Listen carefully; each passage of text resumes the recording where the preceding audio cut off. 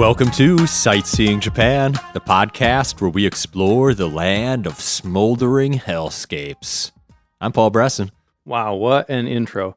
I'm Jason Nealing, and today we are talking about one of Japan's three most sacred places. This place is called Osorezan, or Mount Osore, which translates to something like Mount Fear, or Dread Mountain. I like that, Dread Mountain. Yeah, that does sound pretty cool. Reminds me of Grumble Volcano from Mario Kart. Such a good board. Yeah.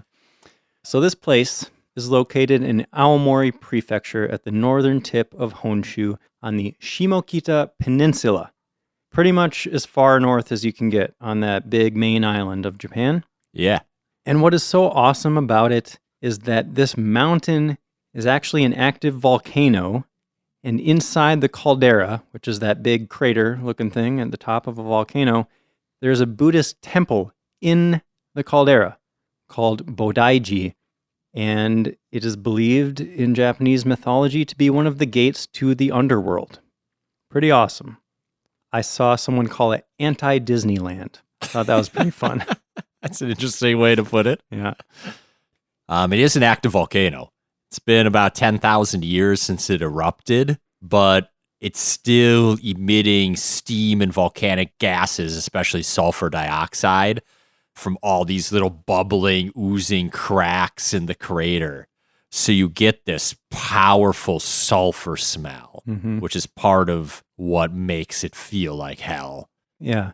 Have you heard that before, like the idea of sulfur being connected with the underworld or hell or whatever? I think I have. I don't know where it came from, though. Yeah, I kind of looked into that a little bit because I'd heard about that on the show Supernatural. Have you seen that show? No. They're always talking about how when you smell sulfur in the air, that's like a sign that the demons are close or something. Okay. But that was the only place I'd heard it, I think. So I looked into it, and apparently that connection has been there for hundreds of years because people connected the underworld with underground. And when they dug down into the earth, there's a lot of sulfur down there. Okay. Yeah. That makes sense. Mm-hmm. There's also a lake in the crater, Lake Usori. Highly acidic waters, of course, because all the stuff is bubbling into that lake as well. Yeah, almost nothing can live in there because it's so acidic. But that sulfur in the water actually makes it really pretty. A lot of various shades of blue. Yeah. Yeah, the whole place looks great, if not desolate. Well, I saw that, so like it's supposed to bring to mind these images of Buddhist hell, but then the lake is also supposed to be imagery of the Buddhist paradise. So you have this contrast between paradise and hell in the same place. There are also female mediums called Itako that are famous for performing on this mountain. We'll get into that a lot more later. Yeah. But there's some communing with the dead going on here as well. Yeah. It's a big part of what happens. Yeah, that's like a big part of just the idea around this place is that this is the place where people in Japan go to connect with the dead. Yes, exactly. So a lot of tourists go here, but a lot of people also go here to grieve or to try to commune with the dead. Or pray for dead relatives. Yeah, be closer to someone who's dead. Yep. Should we talk a bit about the history? Yeah. So the mountain used to be called Usoriyama by the Ainu people, the indigenous peoples of northern Japan. But the name was eventually changed to Osore by the Japanese, and it has been considered a sacred place for over 1,100 years. Bodaiji, the name of the temple there, was founded in 862 by the famous monk Enin, with Jizo Bosatsu as its main image. I got a little story about how it was founded, actually. Okay. So Enin, this monk, he was studying in China, and he received a revelation from Buddha in a dream. Buddha came to him and said, "You will find a holy mountain after a 30 days trip after you return to your country." So Enin came back to Japan from China, and then he just started walking, and he was looking around for a sacred mountain that resembled the world of Buddha. And after walking 30 days from Kyoto, he came across Osorezan, And, just the geological characteristics of the place reminded him of the Buddhist paradise and hell. So he's like, oh, this must be the spot. And part of the reason he thought this looked like the world of the Buddha was that there are these 8 mountain peaks around the lake that are supposed to represent the 8-petal lotus, which symbolizes the world of the Buddha. I just gotta say, how fast was this dude walking? From Kyoto to the northern tip of Honshu in 30 days? I almost calculated like how far he would have to walk every day. You should have. You should have. Yeah, my bad. 20 miles a day.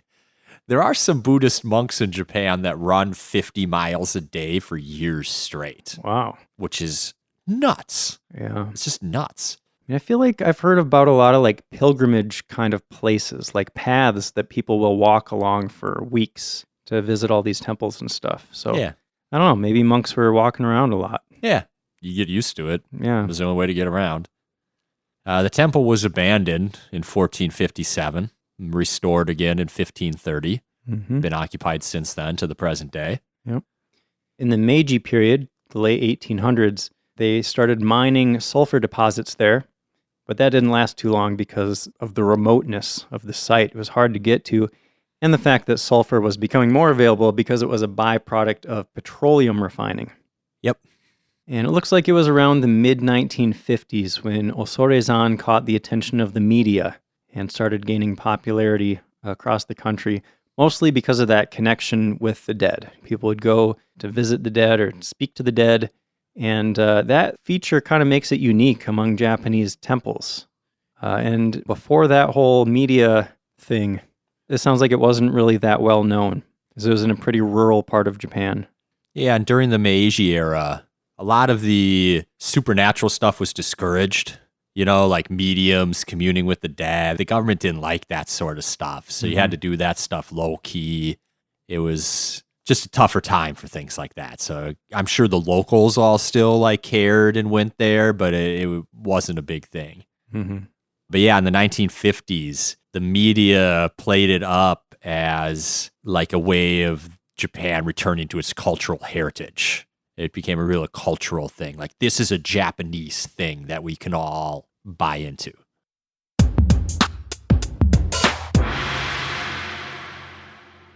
So let's talk about what your experience is going to be like if you go here.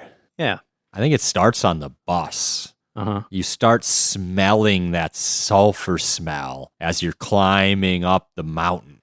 And then when the doors open on the bus to let you out, boom, you just get hit with it even 10 times harder. Lovely. Immediately you feel like you're in hell, right? Yeah. The ground is gray and barren. There's openings that are steaming and bubbling. Bubbling pits spewing noxious fumes, I saw. Kind of sounds like hell. Yeah.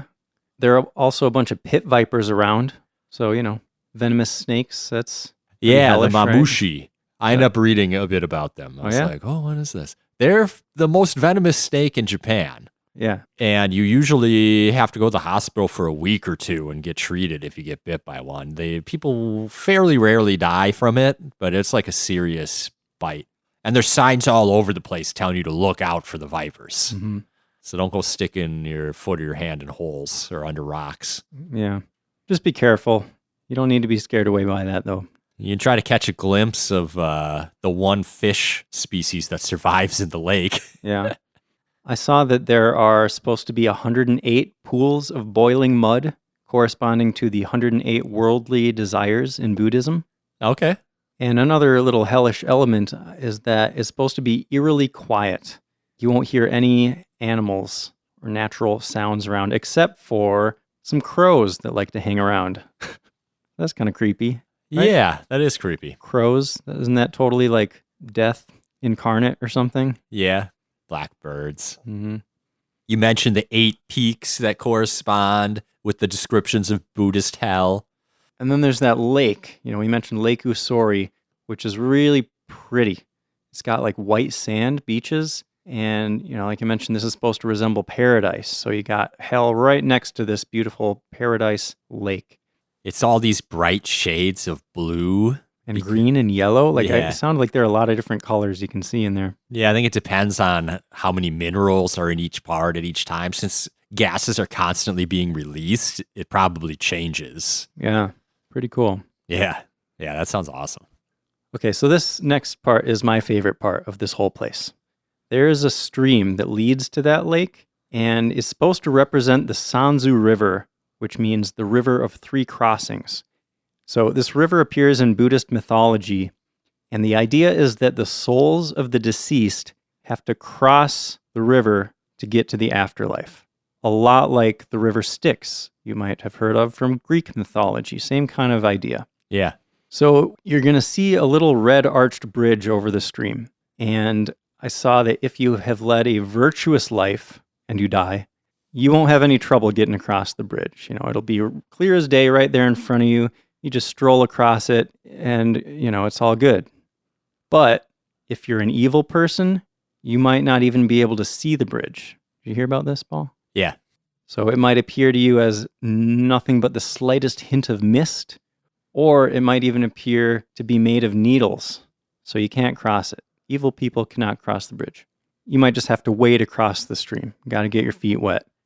Or if you're an even worse person, you might have to go for the third option, which is to swim across deep, serpent-infested waters.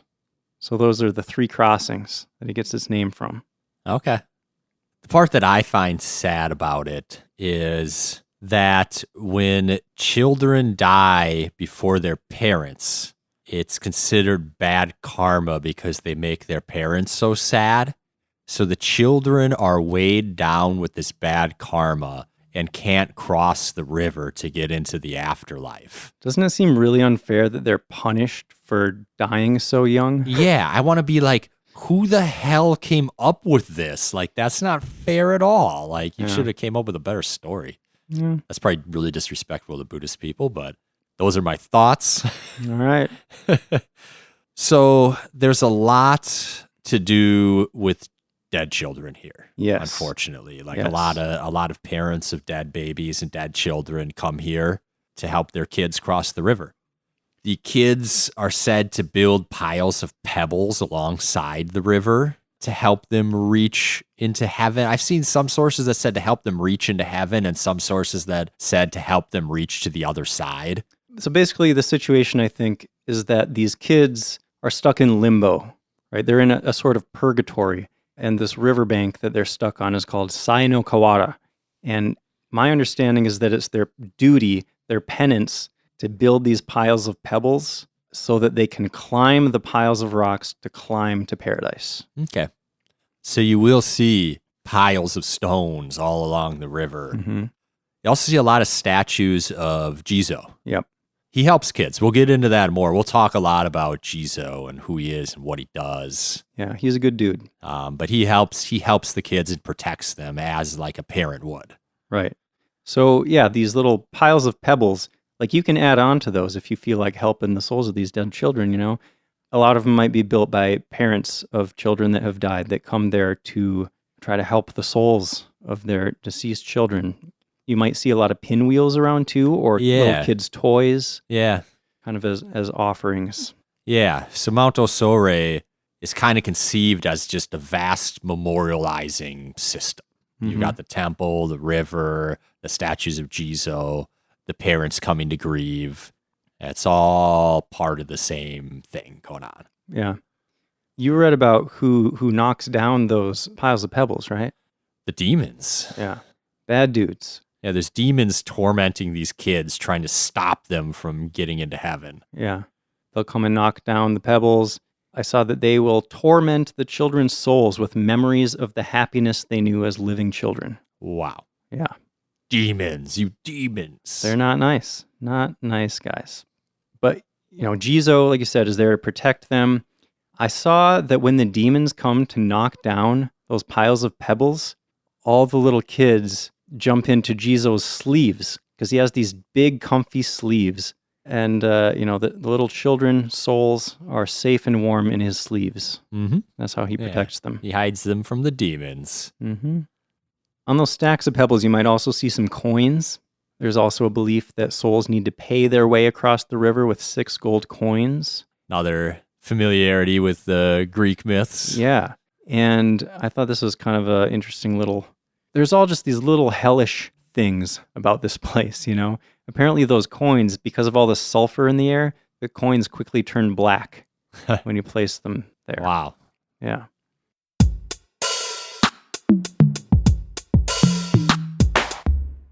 So Osorezan is a well-known destination, and the temple has modern overnight lodging. And you can get a vegetarian dinner and breakfast if you stay there. There's also a hot spring that you can bathe in, whether you're staying at the temple or not. Mm-hmm. I saw that the water smells strongly of sulfur, though.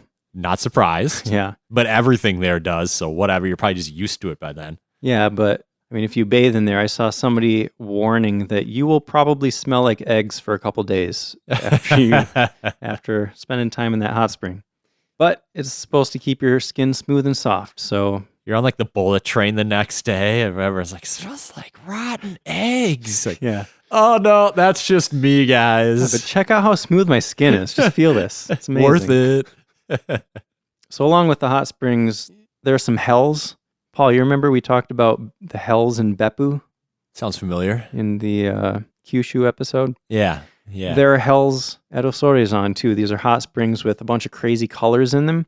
There's a path called Hell Road that you can follow that goes past all these different hells. And they have fun names, too. One hell is called the Lake of Blood. Okay. Yeah. I kind of want to see that. Apparently, it is blood red from the moss that grows in there. Oh, what? Yeah. There's another one called Mukenjigoku.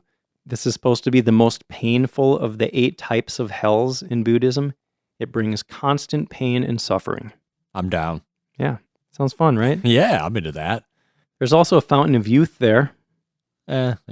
Whatever. Not interested? I just heard you talking about how you're getting so old and stuff. Yes, you're right. But the fountain of youth would deprive you of the experience of life. It all comes together. You're born, you grow old, you die. That's the full life experience, and I want it all. Okay, but if you get old and then you go to the fountain of youth and take off 20 years, then you can just relive those 20 years. It's like you're doubling up on life experience. All right, as long as I eventually die at some point. Yeah. I don't want to live forever. Yeah, no, I don't think... Let's see, I have details about how this... If it just helps you live a little bit longer, then yes, I'm all in. So the fresh spring water flowing from this fountain, they say that if you drink 1 cup, it makes you 10 years younger. Wait, you drink it? Yeah. Oh. So 1 cup, 10 years younger. 2 cups makes you 20 years younger. But you can't get too greedy, because if you drink a 3rd cup, after that, you get younger and younger until you die. Okay. So you gotta just come back every 10 years. Sounds awful. Yeah. You'd eventually get so young you wouldn't be able to understand what was happening to you anymore. Mm-hmm. I guess that's the same as getting too old, though. What was that movie? Benjamin Button? Yeah. Brad Pitt, right? Yeah. I don't think I ever saw that. I didn't either, but I think that was, he was born an old man and then lived to become a baby or something. Yeah. The Curious Case of Benjamin Button, is that it? I think that's it. Okay, I heard it was pretty good. I've just never seen it. That was a long time ago. Isn't that a really old movie now? 10 years, something like that. It all blends together. I couldn't tell you what was 2 years ago and what was 10 years ago. I know. I got to get to this fountain of youth. It's been 4 years since we went to Japan together. It's been too long. That doesn't seem like it was 4 years ago. Yeah. But right. I mean, we would have gone probably this past fall or something already if we were able to. As soon as things open up, I'm getting a ticket. I got over 2 weeks of PTO saved up. I'm ready to go. Nice. So let's talk about Jizo. Jizo the man. He is a cool woman, dude. I don't know. I heard a lot of resources refer to Jizo as they, and I'm not sure if it was just weird translations, or maybe because a bodhisattva can be a man or a woman or whatever. It doesn't matter. I don't know. I remember when we did the Fushimi Inari. No. We did talk about Jizo in the Kiyomizu episode. Oh, that's the episode I'm thinking of, Kanon. We talked about Kanon. Oh, you're right. And Kanon, it wasn't clear if it was man or woman or a group of people. Yeah. Maybe Jizo is kind of the same sort of situation. Originally from India. Yeah. Like Buddhism is. Yeah. So I did draw a parallel between Kanon and Jizo because we talked about how there are a bunch of different versions of Kanon for different situations. Yeah. Over time it became kind of a kami that can apply to all sorts of different situations. And I feel like that sort of thing kind of happened with Jizo too, maybe. There's definitely a few big areas where Jizo is very different, it seems. Yeah. So just to give a little background, he's also called Jizo Bosatsu. Bosatsu means bodhisattva, and in Buddhist mythology, these are people who can ascend to nirvana, but they decide to stay behind to help other people get there. Yeah. So That's so nice. Yeah, these are good people. So Jizo vowed not to achieve Buddhahood until all souls trapped in hell are freed. Oh, wow. Yeah. It's a big commitment. You're going to be waiting a while. Yeah. So yeah, like you said, he's from Indian Buddhism, but he's actually bigger in Japan, Korea, and China than he is in India or Tibet. Yeah, blew up in East Asia. Mm-hmm. To the point where Jizo is a saint-like figure in Japanese Buddhism. Yeah, you really see him all over the place.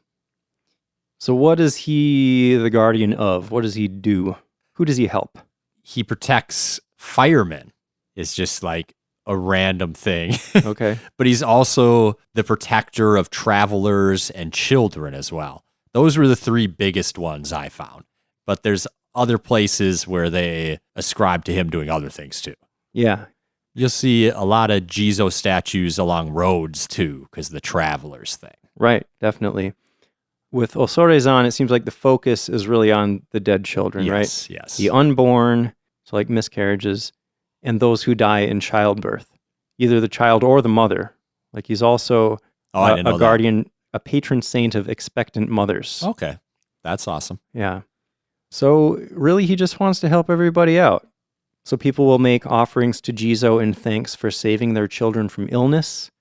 People will leave toys and kids' clothing at Jizo statues to ask him to protect their children. This is true at Osorezan, but also any other place you find Jizo, you might find children's toys, candy bars, things like that. Okay, so you said it was unclear if Jizo was male or female? At least that's from what I saw. I wasn't sure. Yeah, I saw some source that said originally Jizo was female, but these days he's almost always portrayed as male. Interesting. So there's some sort of switch at some point. Interesting. And, visually he can appear in a lot of different ways, but usually he looks kind of like a monk with a shaved head. Yeah. Sometimes he's holding a jingly staff thing that is supposed to warn insects and small creatures that he's coming, like he's wearing a collar with a bell on it. So he doesn't accidentally step on a bug and kill it. Yeah, that's nice. Very thoughtful. Sometimes he's holding a baby in his arms. Sometimes he himself looks really childlike. I've seen statues of Jizo that are just really tiny and cute and like these big round heads on them. One interesting note on the statues is you'll often see them with bibs or hats on.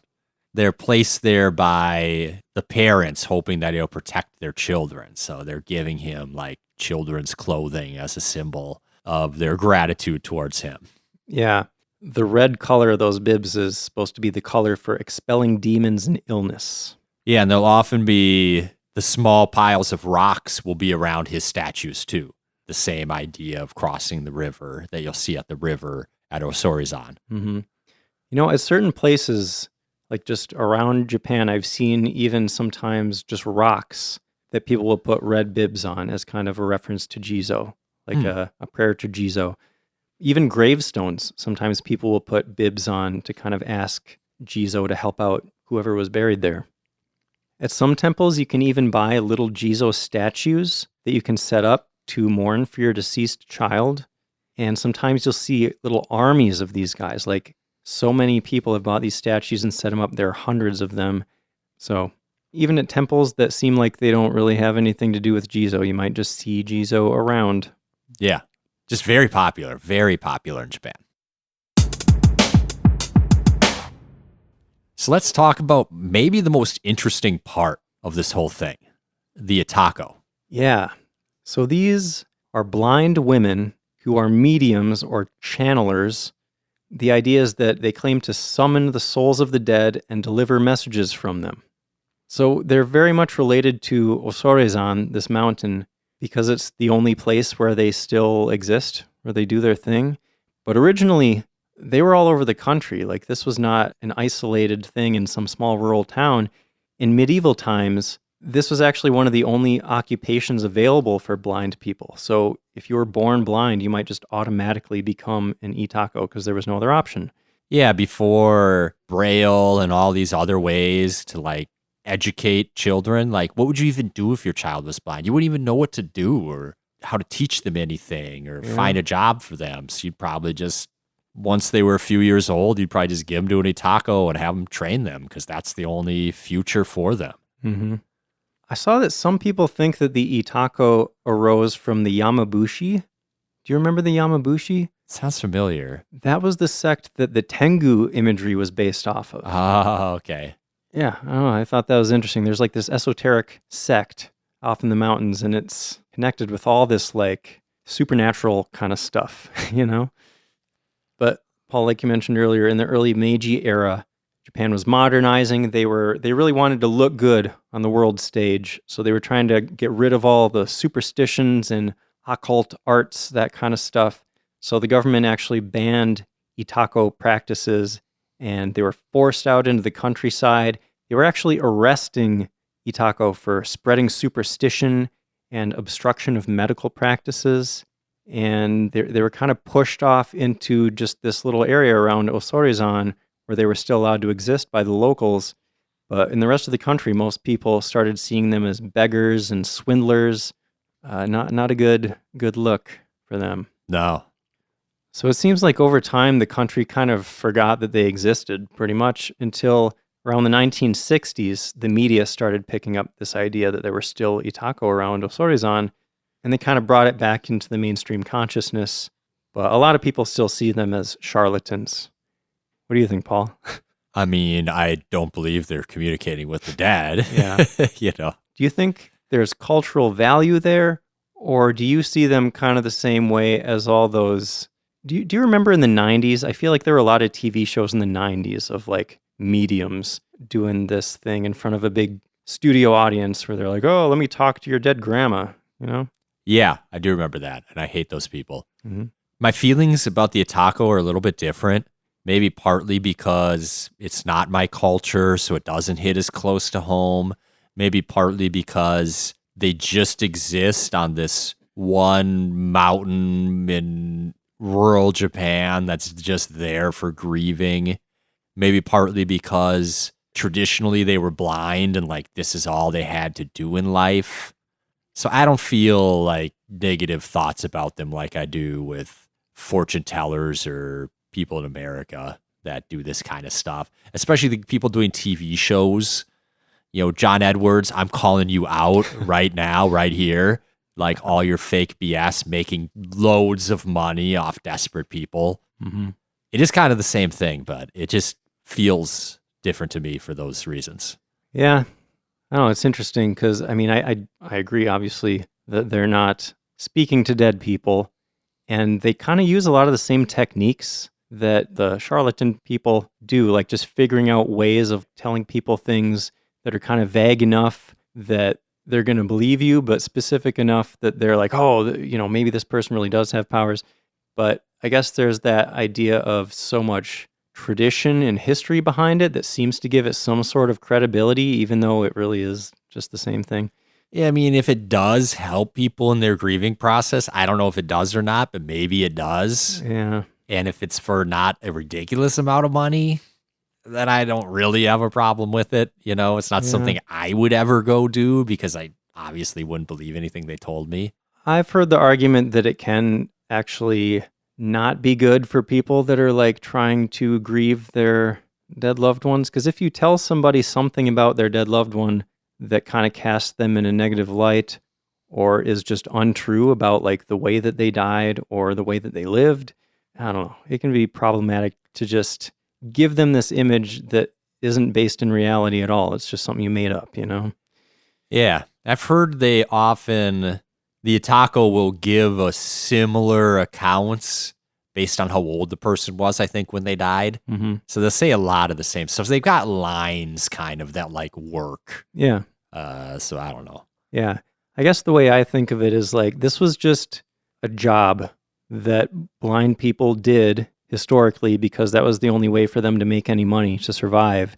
And I don't know, it's interesting that it's still around, but it's not really necessary and in some cases can be harmful, I think. It's kind of like the blind person tax. Like, we'll go pay this fee to get this thing, and all the blind people can like live and survive now off of that. Just like in Los Angeles, you got to pay 5 cents per can of anything or bottle of anything you buy, and then you get it back when you recycle it. But nobody recycles their stuff, just homeless people do. I always thought of that as the homeless tax. I just have to pay this extra 5 cents on every can of Mountain Dew I buy, just so homeless people can afford to live. It's not nearly enough. That's not how we should be supporting homeless people. Man, for a while there, when there were like 4 or 5 of us living together, I swear we were like supporting this one guy's life. He would come by once a week, and we would have like hundreds of cans for him. He was always so happy. He was a cool dude. That's good. Then we wouldn't see him for a month, and we'd be like, "Oh my god, he just went on a binge after he turned in that $200." Probably not, though. That's probably just our bias against homeless people. I'm sorry, homeless people. You're good people, and you deserve everything that everyone else has too. Definitely. All right, enough with that tangent. Back to Itako. Yeah, that was a bit of a tangent. Okay, so traditionally, Itako were blind. I saw that that's not necessarily true these days. Not all of them are blind. There's less blind people because of modern medicine. And blind people have other options now, too. Yeah. But either way, if you were going to become an Itako, you had to go through extensive spiritual training and purification rituals. Yes. And being born blind kind of gave you a sort of sacred status, apparently. I feel like... Have you heard, you know more about history and stuff than I do. Have you heard about that in other cultures? I feel like I've heard about some sort of connection before between blindness and like having this kind of supernatural sight. You know what I mean? Yeah, I feel like I've heard that referenced before in myths and stories. Or like the oracles, the 3 oracles. Where am I getting that from? Is that was Greek thing? Delphi in Greece. And I don't think they were blind. Okay. I think they were virgins maybe or something. I might be mixing it up with some movie. I feel like I have an image in my head of some movie with these 3 women laying in like a pool, and there are machines hooked up to their heads, and they're like producing these visions. You might be thinking about that Tom Cruise movie. Yeah? Precogs. Yeah, it's 2 guys and a woman. 2 guys and a woman? Yeah, they predict murders before they happen. Oh, and the little ball rolls out. Yeah, I like that movie. It was a good movie. Something Report? Minority Report. Oh, thank you. Yes, Minority Report. That's what I was thinking. The red ball. Premeditated murder. I don't remember that much about it. It's been too long since I saw it. But I do remember it being a cool movie. They weren't blind, though. I think they were like autistic or something. Okay. Whatever. I don't know. Okay, a lot of tangents in this episode, I guess. Okay, so this training. They had to go through training. It would start between ages of 11 to 13. And for about 3 years, they would study with priests, memorize songs and sutras. And there was this ritual where hundreds of buckets of ice water would be poured on them over the course of a few days. What? It sounds terrible. That sounds awful. Yeah. And then at the end of training, there was a ceremony announcing the marriage of the Itako and her patron Kami. That also sounds awful. Like, can't get married for real? Probably not. Well, I guess. Who wants to marry, like, the weird person that talks to the dead? Yeah. Married to the job. I suppose Itako would belong to the Burakumin class, right? That lowest class of society for the people that are associated with death. They might be, but they also don't touch dead bodies at all. True. And they also would come from all classes originally because it was more based on the blindness than on the anything else. So I don't know. That's an interesting question. Anyway, so these days, it sounds like there are very few Itako, right? Yeah. Not many around. And the ones that are around are really old. But the ones that are still around show up at a festival that is held on the mountain every summer and autumn, the Itako Taisai Festival. So people come from all over the country or all over the world to get messages from their deceased loved ones. Yeah, the Itako start performing purification rituals 3 months prior to these festivals. And then during the festival, they enter into deep, prolonged trances to speak with the dead. And basically, as I understand it, people pay them and then they give them a message from their deceased. Mm-hmm. They set up these little tents next to the temple, but we should specify this stuff isn't happening on the temple grounds. And the temple actually has signs up saying that they have nothing to do with the Itako. Like they tolerate their presence, but the temple is quick to point out these Itako are not officially associated with us. Yeah, I saw that, and I totally understand why they do that. But then at the same time, I'm kind of like, but the temple holds the festival. I don't think they do. It kind of sounded like they did. I don't know. It seemed to me like the festival was just about the Itako and being able to go talk to your dead relatives, but it wasn't endorsed by the temple. That's the impression I got. Either way, the temple probably doesn't mind all the extra visitors. Yeah, that's probably true. Yeah, the Itako have rosaries of soap berries that they rub while they're doing their trance. I saw the rosaries might also have things like old coins and, get this, the teeth, claws, and bones of wild animals. Yep.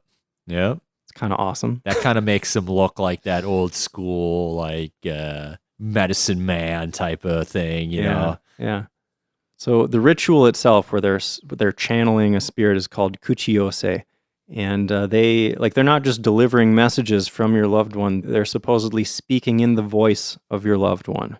Like they're taking in the spirit of that person and letting them speak through their body. Yeah. I saw this festival described as extremely intense and not for everyone. I bet it's incredibly emotional. Yeah. I mean, I wouldn't even want to go listen in. Like these people are in their moments of grief trying to hear from their loved one. I don't think I'd want to sit there and spectate that. Yeah. It sounds like it would be an uncomfortable thing to be around, I guess. Yeah. And if you decide to go to this festival and talk to your dead loved ones, you should probably know that if you do manage to get in touch with your dead relatives, they will speak to you in Japanese. Yes. But not even standard Japanese. A lot of these Itako deliver these messages in a local dialect that might not be easy to understand even if you do speak Japanese.